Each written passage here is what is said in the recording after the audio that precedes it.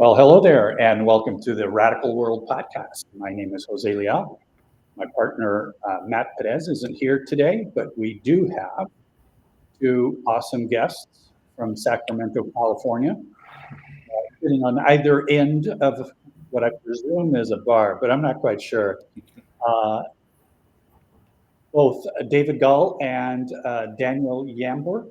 Did I pronounce that right, David? You did. Awesome. Welcome, guys. Thank you for joining us. Thanks for having us. Thanks for having us here.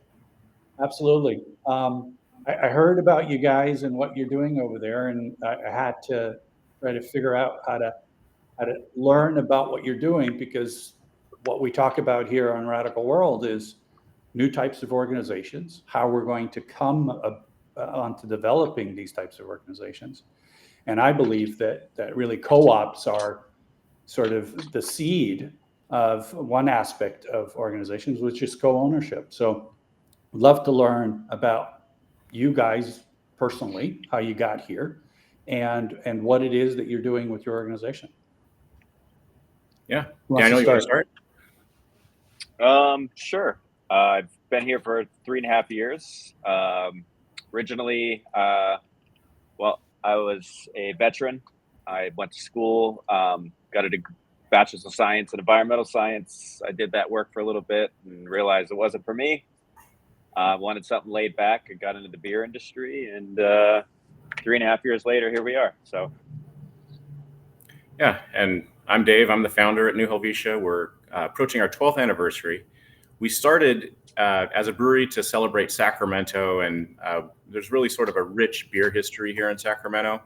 And we wanted to create a brewery that recognizes that and celebrates it, and sort of creates a community around it.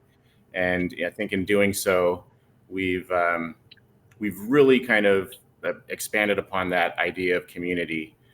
Besides just celebrating, Sacramento and Sacramento history and stories, we're trying to celebrate the people of Sacramento. And I think this co-op conversion model is a way to start to do that really hasn't been done anywhere in California. We started as a very traditional model brewery. So my wife and I and a couple of investment partners started the brewery, and sort of as things started to evolve, and we were looking for ways to capitalize the brewery and ways to sort of truly connect with community, the co-op idea really it really stood above the rest. There's other, co-ownership models, employee ownership models like ESOPs, and employees can also, have standard stock options in a business, any business really. But it felt like a way to truly bring it down to earth and make it accessible to all of the employees, and open the doors for the community to become owners as well. That's the thing that I found really interesting. It's, worker-owned co-ops, which I really don't like the term, because it really makes it not feel like I'm an owner that happens to work there, but I'm a worker who happens to own it. And to me, there's a bit of a difference there. Maybe, I don't know if that has a vibe for you, Daniel, but for the idea that you guys brought the community in on this, did you see a model somewhere else that sort of said, hey, how do we engage the community as well? Or was that a novel idea from you guys?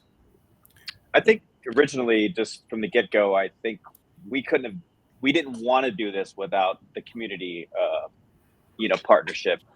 We wanted to see, how the community viewed us, right? So by bringing the community in, I think it allowed them, one, to buy in on something, but then at the same time, for a lot of people, this is their, local watering hole, and they didn't want to see that leave. And they're, by buying in is showing their support of what this place really means to them. We're very small. We have 9 employees, and I think for us, we didn't want to have to take all this on without the involvement of the local community and people here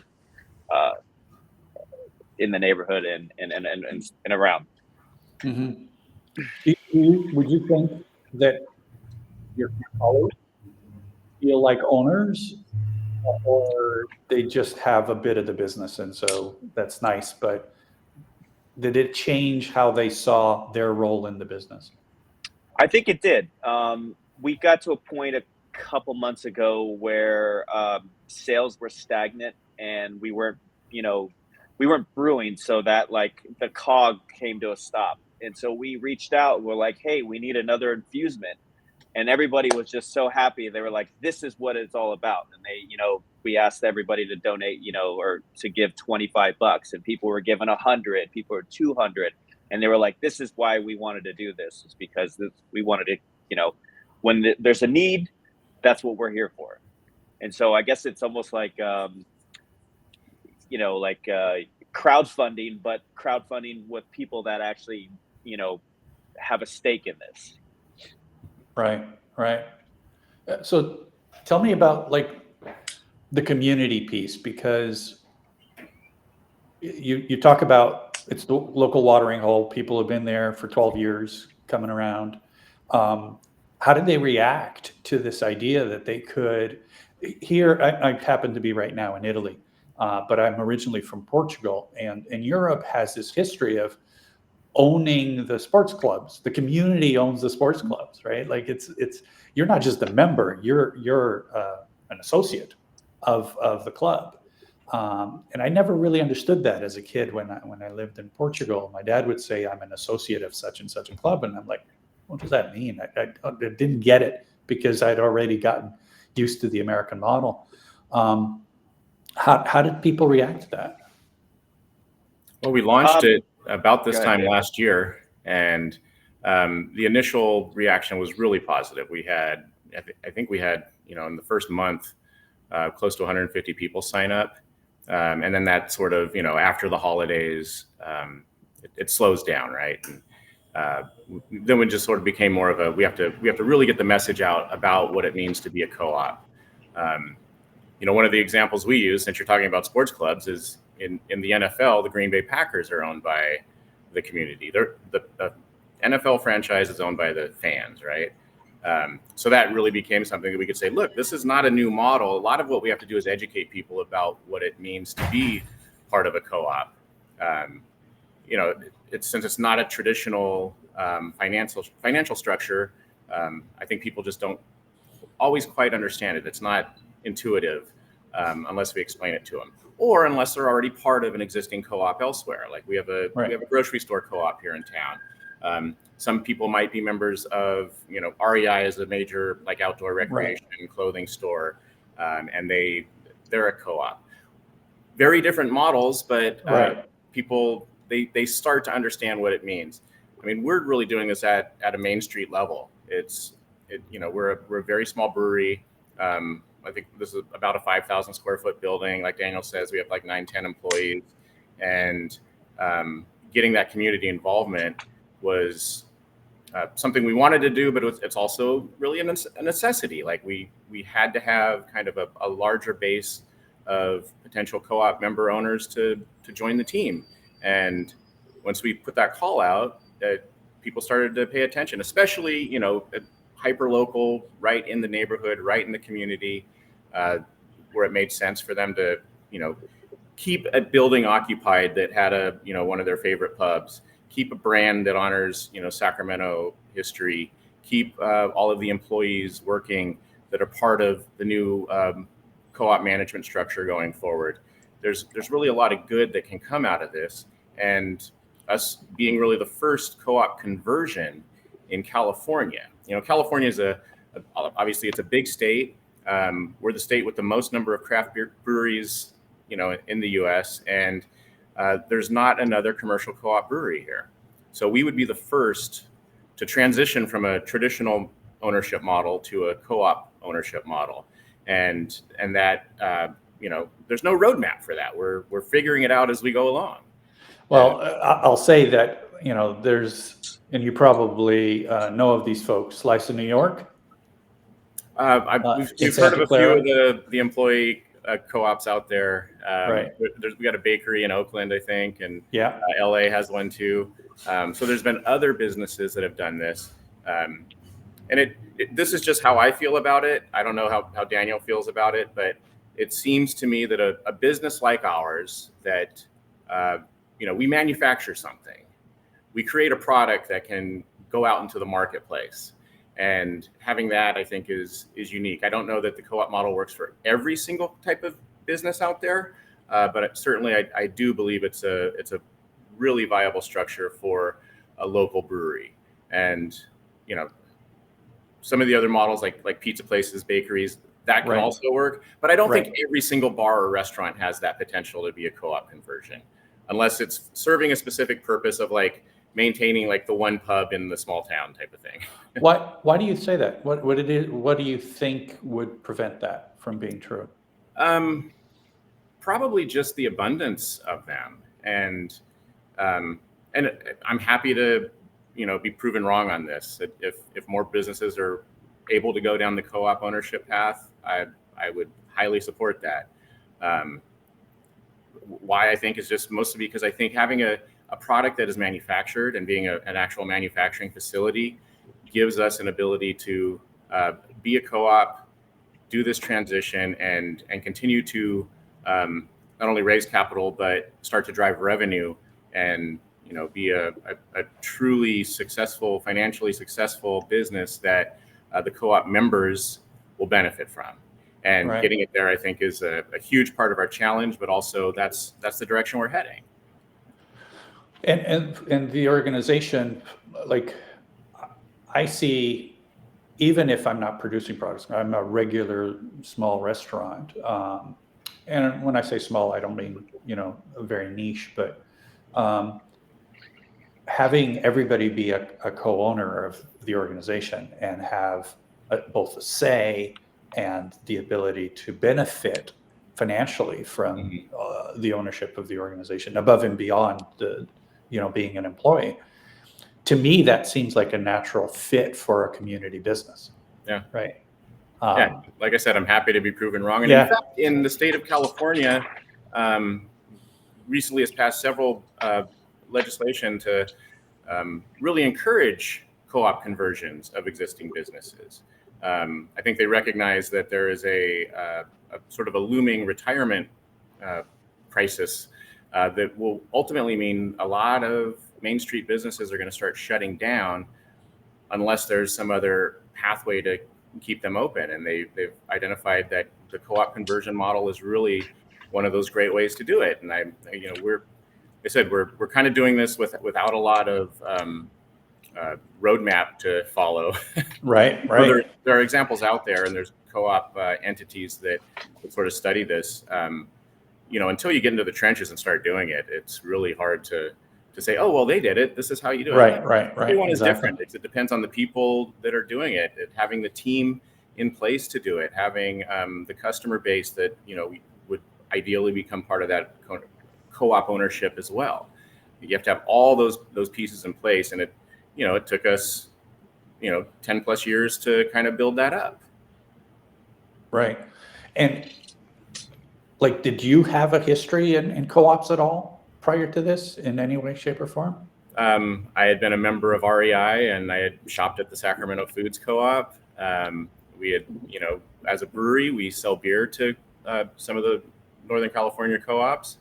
But really, no, I hadn't. And I just love that idea of sort of spreading the equity and having, more community ownership, more employee ownership and buy-in and control. One of the things that we talk a lot about is interdependence, right? Life is an interdependent process, right? Like everything we do is based on the fact that something or someone has done something else, right? I wouldn't have gotten here if there wasn't a pilot. There weren't people who built the plane, and there weren't people who sucked fuel out of the ground to make that happen. All of that stuff, like we forget about it. It just sort of happens, right? And I think that at the local community, some of that interdependence has kind of disappeared. We can just go to the Costco, buy the thing. We don't need to know who they are. We don't need to care if they're doing well, because it's just Costco and it's just a good price and we're done. And there isn't a relationship, and you can't really benefit Costco as a consumer locally, right? Mm-hmm. Because it's not a relationship with the people at Costco. It's an organization that those local people don't actually have the power to have a relationship locally in the same way that local businesses do. And so much of what you're describing to me is about reintegrating interdependence into our communities, where people participate in the organizations that are serving them and that they're benefiting from, and vice versa. So let me ask you a question about how does a community member benefit? Obviously from drinking great beer, but what else? I think one is just keeping this place here, right, for other people to enjoy. Most of our members have had or have a relationship with the employees here, and just keeping this place existing keeps people employed, and then in turn they can see their favorite beer tender and on Friday nights and have those conversations. Most of our members, we know them and they know us, and I think just having that place where we can have that dialogue, be like, hey, how's so and so today, or I heard about your surgery, I hope you're doing good. Just that interpersonal connections that we have with our Right. members, I think, is very important, and I think they like that and we like that. Yeah, and I think we're kind of at the crawling stage, so we haven't even really started walking, and we want to get ramped up and start running soon, but we're still at the very beginning of this, and the community that is getting behind it. All the things Daniel talked about are absolutely true. They want to make sure that this business stays viable and has an opportunity to grow and thrive. A co-op is for the benefit of its members. And one of the pieces of that is that, the community will grow and thrive. That also benefits the members, right? To keep all of this action and activity happening here. But there's also opportunity to sort of expand this beyond our current location, our current corner. We're sort of blessed with an opportunity to take our brand to the Sacramento International Airport. And that will be a big boost to, not only the brand and the sales. I think it'll be kind of a point of pride when our co-op members are traveling through the airport and they're like, that's my brewery. How cool is that? Absolutely. And that's what I think this idea of a community-owned organization really is compelling, because there's so much human connection, relationship, pride in being associated with something and being not only a part of it, but a sustainer of it, which really sounds like you guys are picking up on that. It is people wanting things to be successful and wanting to be a part of that process.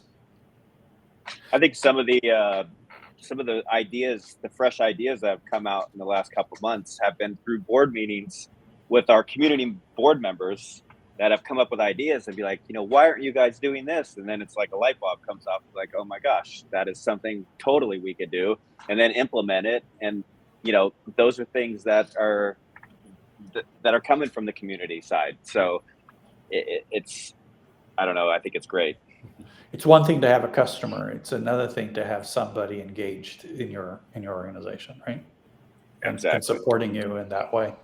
So I'd love to dig in a little bit into the mechanics of it.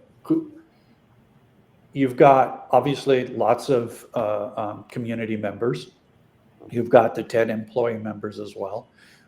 What's the structure from the board or Sure. management process? Sure. So we have a 9-person board. It's 5 employees and 4 community members. Wow. Uh, we kicked around the idea of the size of the board, and I think 9 just the more ideas and brains, working together is going to help You just make this copied the place Supreme successful. Court. That's all you did. Yeah, You're just like, yeah, it works for exactly. them, it'll work for us.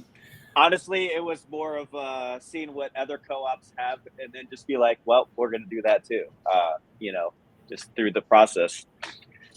Structurally, day-to-day operations, I guess that would be, I oversee that. There there hasn't been a real problem where I have to go to the board for something. I think that's more of you know expenditure that's going to be over a normal day to day. Like we had to buy a huge piece of equipment, that would be something to go to the board and ask for. Um, but then at the same time, all of our other employees, the employees that work here, they're responsible for this place too. I don't manage people, I lead a team, where we kick ideas off. So our part-time person that works 1 day a week, if they have an idea, we don't just chuck that.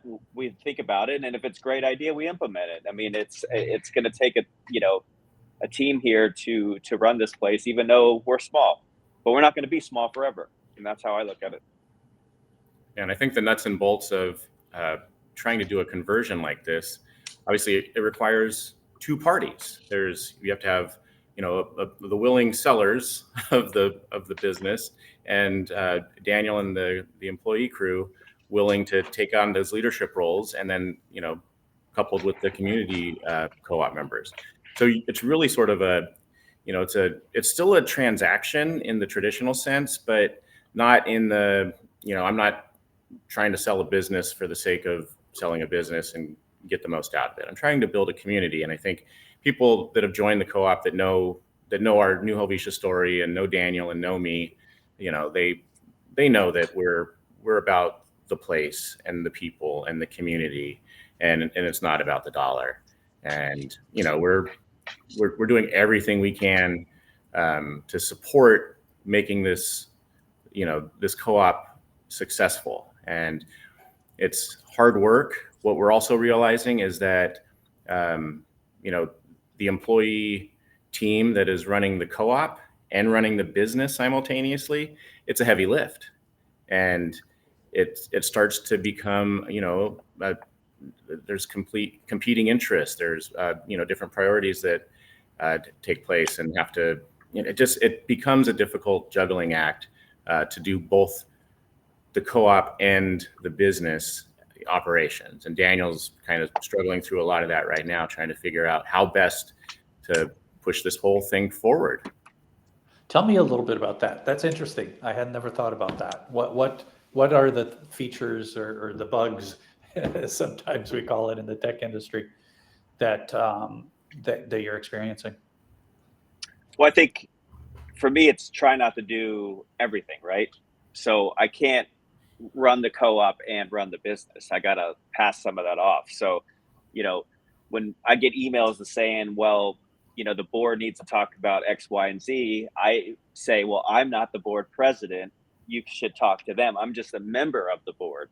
I got to be able to compartmentalize, like, okay, I'm used to having multiple things at once, but I can't do that. So I got to learn to pass some of this stuff off. And, if you have a question about the business, I am happy to talk to you about that. But if it's the board and the co-op, I'll give you to our board president, who is Tommy McNamara, and he could talk to you about, the steps being taken. Originally I was, helping running the business and setting the co-op up at the same time. And I will tell you that, I was like, I'm going to get burned out doing this, and I got to pass some of this stuff off because I'm not going to be able to do all of it. And, I still have a home life. What? I have a husband and some kids, and, I have things I got to do outside of here. So I can't go home and take this home every day and think about, New Helvetia every day of the week. Is there hope that you will spend a little less time doing this and then more time with the family? Oh, sure. So we hope to get to a point where this thing just runs on its own. There's, the process is in place and everybody knows their role and they just execute, and it's just a smooth sailing. But we're just starting, so there's going to be some kinks to work out, and that's where all the time and energy goes into. So you could take that step back and be like, wow, look what I just did, and it's looking Look at at what the we just did. true, yes. Absolutely. Thank you for correcting me on that. Well, and then I think that's part of the thing, right? There's a sense of camaraderie, right? That it's not, yes, I did it, but as you said, you're a leader. And when the team does something, I've been a leader. When a team does something, there's pride in their ability to step up and get that done. And very often, we kind of lose out on that because we don't have that relationship with those teams that would allow us for that. Let me ask you another question, because when you talk about that process being difficult, how long did it take to do this transition for you guys? I would say that it's still going on. So we started this in almost a year ago, and I would say that it's still process, and it's not finished yet until this sale is passed off, and we are 100%. The co-op owns 100% of New Helvetia Brewing Company. I don't think that this process is gonna stop. So I'm hoping by the summertime we should have kind of we've done this and we're doing it, and it should be to a point where we can just let this machine just kind of move itself. But until then, I think there's a lot of hard work we still have to do, to be able to get to a point where we're running, and we're learning every day. Like there's some things we're like, wow, we forgot about this in the bylaws. We got to update that. There's someone brings up a point where it's like, oh, you forgot about this. Yeah, there's just a lot of stuff that's moving. Yeah, it's an endless thing, and it's complicated enough to run a business. And Daniel Absolutely. had started all of the co-op, the legal side, and creating the co-op bylaws and forming the interim board that kind of allowed all that structure to be adopted and enacted to put us in this position to right now we're going into our first permanent board elections, and then use kind of the momentum of that to go into sort of the first draft of the actual sales agreement between the brewery and the co-op. There are those nuts and bolts things that aren't exciting to talk about, but they're necessary to make all of this move forward. And they're often what causes these things to fail, because it's not an easy process to take everything through that stage. And it sounds like you guys have done this in a fairly quick order, because I know of some transformations that have taken 2-3 years to get done. So that sounds like you guys are ahead of the game. Yeah. I think with it being teed up like this, it gives us a chance to, try to do it in a way that doesn't debt burden the co-op, to put it on, the most solid footing possible to move forward. It's, we don't want to have this fail, right out of the gate and, fall flat. We want to, give it every chance. And so, we're reaching out. We're trying to get more community members involved. We're trying to, spread the word among partner organizations, not only existing co-ops, but other, local Sacramento area businesses and entities like Alchemist and some of the civic amenities locally, the chambers. We're trying to get the word out as far and wide as possible. And that messaging is hard to do, again, because you're educating at the same time you're trying to get somebody to buy into a new concept, and it's difficult. It is, and it's I can imagine how for a lot of people it's such a foreign thing that it's like you basically have to sort of teach them that there's a different world out there than what they're used to.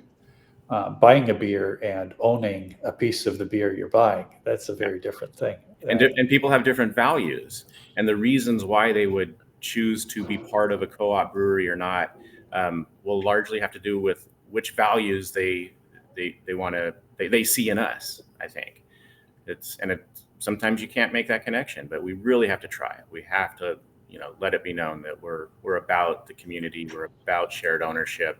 We're about, raising up employees. And there's some things like with, member education, members helping members. I mean, we kind of could become our own ecosystem of sorts. We don't want it to be an exclusive club. It's open to all, but we want to make it known that, this community of co-op members can help each other. And how do we get that message out and start to demonstrate that? The other one thing I want to make, because I know we're running out of time, is what if we could start to use this model in other areas around, in a community, other businesses that, it might work for, if we can demonstrate it, we can show them the way. I think that there's that's a great idea to me. That just sounds like absolutely. win-win. Absolutely. I like to call them collaborative networks because it's one thing for us to own a business.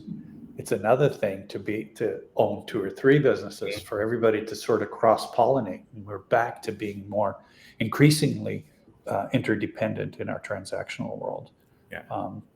But you're right, David. We are going to stop now. I'm going to introduce our next week. I really enjoyed this conversation, by the way. I'd like to come back and talk a little bit more when you come back, talk a little bit more about your vision of what that looks like, expanding into the community, and dig a little deeper into the work that you guys have done. Thank you so much for joining. Thanks. I'm going to introduce our next guest for next week, which is Francois Conechel, pardon me, from the Go Fish Collective. Francois is, I think, in the UK, so I'm looking forward to that conversation. The conversation around rethinking collaboration, unlearn to relearn. I'm not a fan of that concept, but I'm going to explore that conversation with Francois, and I look forward to that. Again, David, Daniel, thank you for joining me today here on a Radical World podcast. And let's do this again in a few weeks and carry the conversation. I'd love to learn how we can help you guys through this process of moving forward and building community around your business and your community of ownership. Thank you so much. Let's do it. Yeah, thanks. Awesome, guys. See ya. All right. Bye. Bye-bye.